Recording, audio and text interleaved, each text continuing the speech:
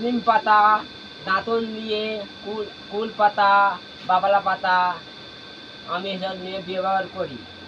আমার কাছে ব্যাপার না, এসব আপনারা ব্যবহার করে দেখো আমি সুতোটা কাটছি।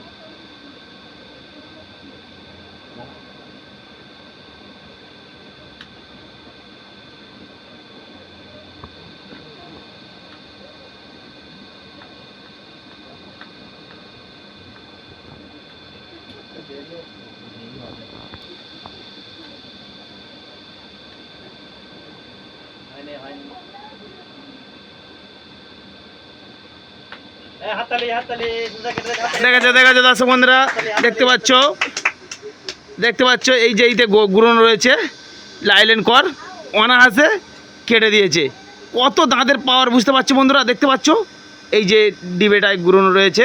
এই কটটা সমুদ্রেই বড় বড় 80 কিলো 60 কিলো এবং 40 কিলো ওজনের মাছ অনায়াসে উঠে যায়। এই যে কটটা দাঁত দিয়ে এই মানুষটা কেটে দিয়েছে শুধু একমাত্র দাঁতের পাওয়ারের জন্য।